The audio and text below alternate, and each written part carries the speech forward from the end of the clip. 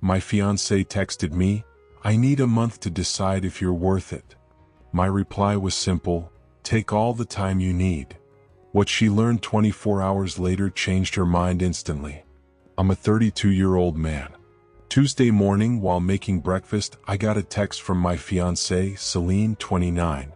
We'd been together 4 years, engaged for 8 months, with our wedding planned for next spring. The message hit at 7:23 a.m. "Adrian, I need time to think about us, to know if you're really worth committing my life to. I need a month to decide. Don't contact me during this time." I stared at my phone for 30 seconds. 4 years together, 2 living under the same roof, and now she needed a month to decide if I was worth it. My reply: "Take all the time you need." I set the phone down, finished my eggs, ate, got dressed, and went to work like any other Tuesday.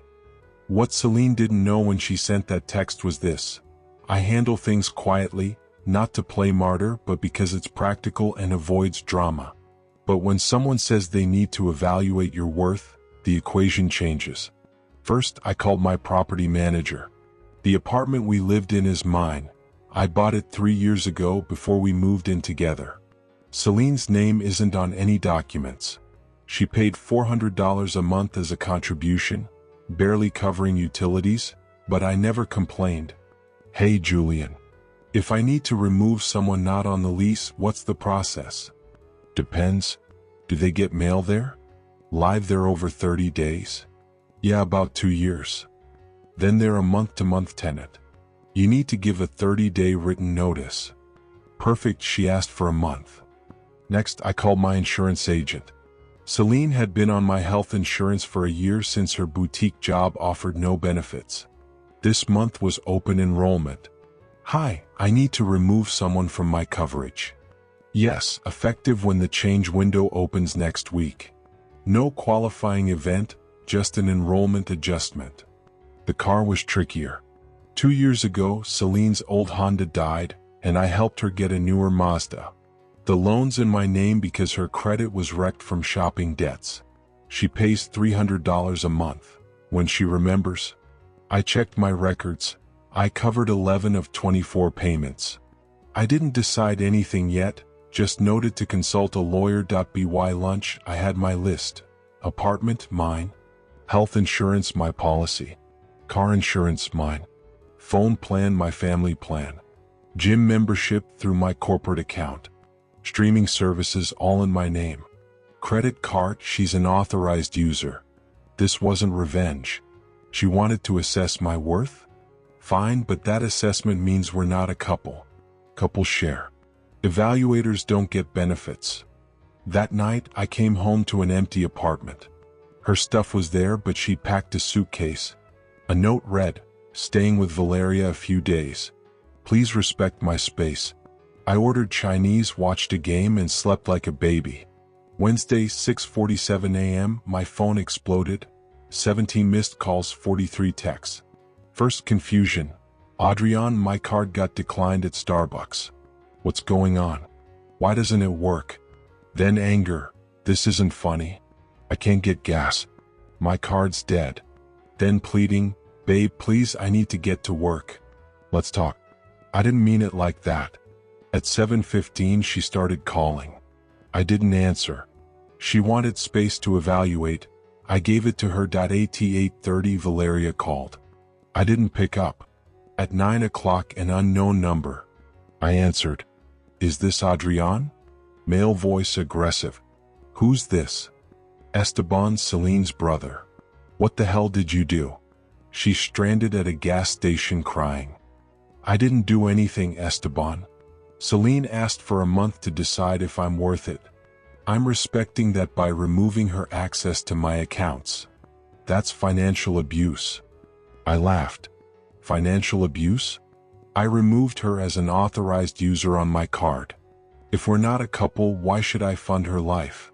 She has a job. You know she doesn't earn enough to what? Maintain the lifestyle I paid for?" "Yeah, I know." He cursed and hung up. By noon, her family went full attack mode. Her mom, Graciela, called my office. My assistant said I was in meetings. Truth about them, They were always comfortable with our arrangement. When we visited, I paid for everything. When they needed something, they called me. When Esteban's kid needed school supplies, who did Celine volunteer? Me. Respect? Zero. Graciela once joked Celine could do better. Valeria told her to keep her options open. Congrats, she's exploring them now. Update: Thursday was revealing. Celine showed up at my office at 2 p.m. Security called to confirm if she could enter. I said yes, but to escort her to the lobby cafeteria, not my office. She looked rough, messy bun, no makeup, in a sweatshirt. This is a woman who doesn't check the mail without full glam. Adrian, please, we need to talk. I checked my watch. I've got 15 minutes. What's up? Her face crumpled. What's up? Are you serious? You canceled my cards. My phone barely works. I couldn't even get an Uber. Valeria had to drive me. Your phone? I pulled out my personal phone and checked the family plan. Look, you've used 45 gigabytes this month. It's not canceled, just throttled. I suggested an unlimited plan, but you said it was too expensive. I mean, it hardly works. But Adrian, please, this is crazy. You can't leave me stranded. I haven't taken anything that's yours. Your card should work. You have your car, your job. What exactly have I cut you off from? She stared at me. You know I can't pay, Adrian. My cards are maxed out, you know that. I did, because I'd been quietly paying them off for months. Another thing, I stopped Tuesday morning. Celine, you texted me saying you needed a month to decide if I was worth committing to. Your exact words. That means we're on a break, right? So why would I keep paying for someone evaluating my worth? I didn't mean it like that. Then what did you mean? She squirmed. Valeria said you might be taking me for granted, that you were too comfortable. She suggested I shake things up, make you fight for me. There was a game, a manipulation tactic. So this was a ploy? No, I just wanted to see if you'd fight for me, for us. Fight for someone questioning my worth after 4 years? Why would I? Because you love me. I loved you.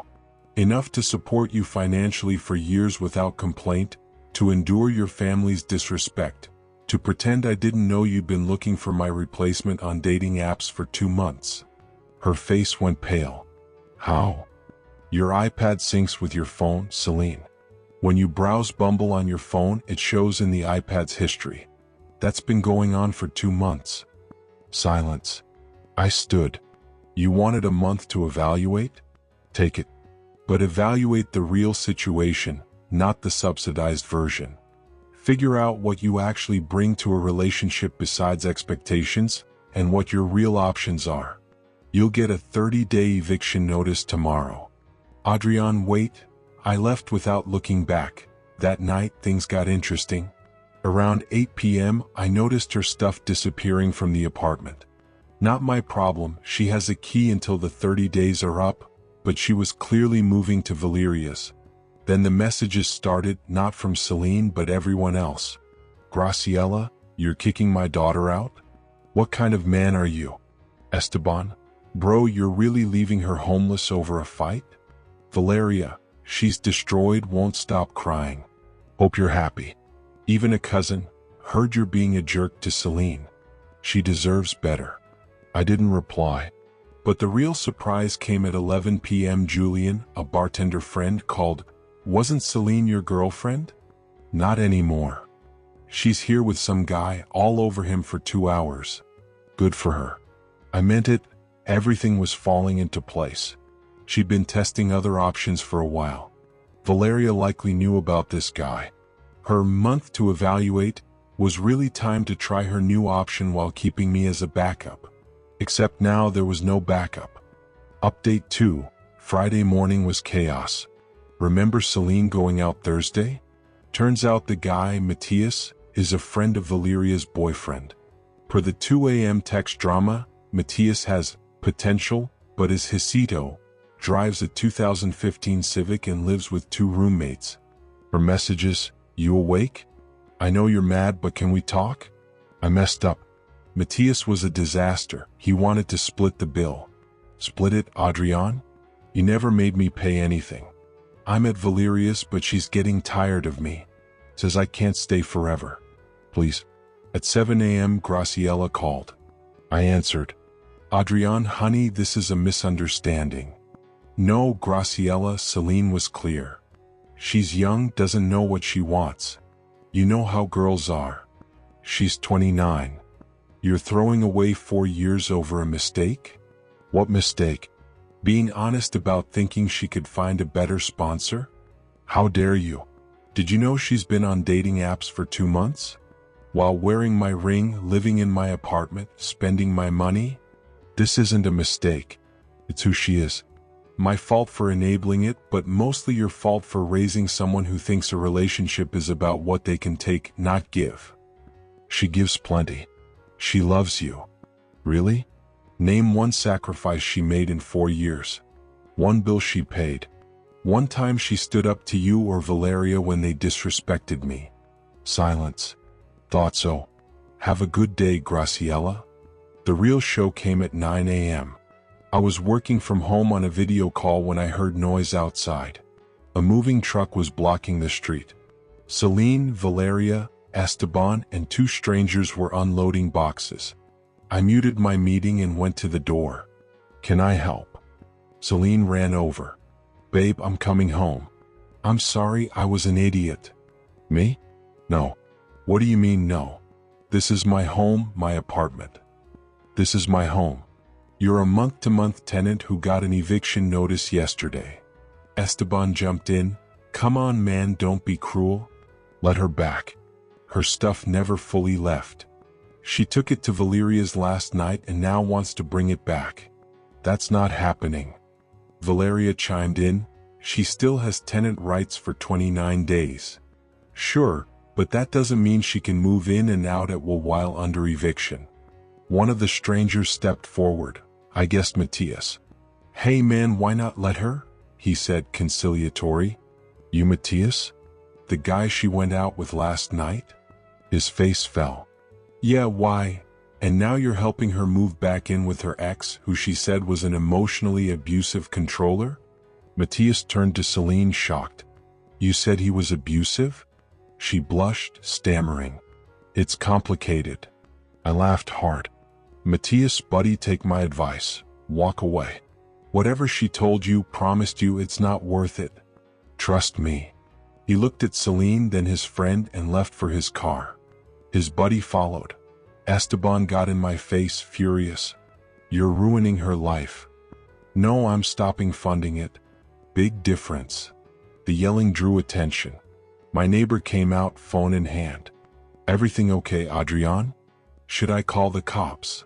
Valeria grabbed Celine's arm, whispering, Let's go, you're making a fool of yourself. Muttering, they loaded the boxes and left. Celine gave me one last look. I loved you, you know. No, Celine. You loved the lifestyle I gave you. If you loved me, you wouldn't need a month to decide my worth. Tears fell. Esteban flipped me off. Valeria muttered about karma. 20 minutes later, Celine sent a Venmo request. $1,500 for moving truck plus emotional distress. I declined. Another, $50 for gas. Declined. A third, $20 for food. Please, I haven't eaten since yesterday. For a second, pity, then I remembered this was her choice. She had a comfortable life, a partner who loved her, stability. She threw it away because Valeria convinced her she could do better. Final update, 1 week later. This is my last post. Honestly, there's nothing left to say. Celine's gone. The apartment's quiet. My life's good. There was one last-ditch dramatic attempt. Saturday, Celine showed up alone, looking like the woman I fell for 4 years ago. Perfect hair, flawless makeup, the summer dress I bought for our 2nd anniversary. Can we talk? Just a minute, she pleaded. Against my better judgment, I let her in. We sat at opposite ends of the living room. I've been reflecting a lot, she started. I realize everything you did for me, how much I took for granted. I waited. I want to fix this. I'll do couples therapy, get a second job, set boundaries with my family, whatever it takes. Why? I asked. Because I love you? No. Why now? What changed since Tuesday when you needed a month to evaluate my worth? She looked down. I realized what I lost. The apartment, the security, the lifestyle, how you took care of everything. I didn't understand how much you did until it was gone. Her voice trailed off. I can't afford a place alone. Valeria wants me out by Monday. My mom's on a fixed income. Esteban has his family. I've looked at apartments, even studios, and they're crazy expensive. Then she cried. There it was, not love, not regret, just reality hitting hard. Celine, listen closely. You didn't lose me this week. You lost me when you started looking for my replacement. All you lost now is my financial support. That's not fair. It was one mistake. No, you showed who you are and I'm grateful. You saved me from a lifetime as a lifeline instead of a partner. She asked to stay until she found a place. No. Then to co-sign a lease. No. Finally, to loan her a month and a half's rent deposit. No again. Sunday, the smear campaign began. Suddenly, I was the villain on social media, a narcissistic ex who financially abused and left her homeless. Valeria backed her, saying I was controlling and isolated her. Graciella's post was the best. This man manipulated my daughter, made her dependent, then cruelly abandoned her. I didn't respond. My sister did, with receipts. Screenshots of Celine's active dating app profiles while engaged, bank statements showing I paid her cards, texts where she mocked me to her cousin, saying she had me in the palm of her hand, and an old Facebook post calling me her walking ATM, with laughing emojis. Those posts vanished fast. Last I heard, Celine's living with her mom in a tiny one-bedroom, picking up extra shifts at the boutique. Matthias dumped her after the moving truck fiasco. Valeria's boyfriend broke up with her when he learned she encouraged Celine to explore options while engaged. Esteban, ironically, asked a friend if I could get him a remodeling job. Guess what? No. Me. Better than ever. Wednesday, I went out with a woman from my gym. When the bill came, she insisted on splitting it. I offered to pay. She said, "Thanks, but I contribute." I nearly fell out of my chair. We have another date tomorrow.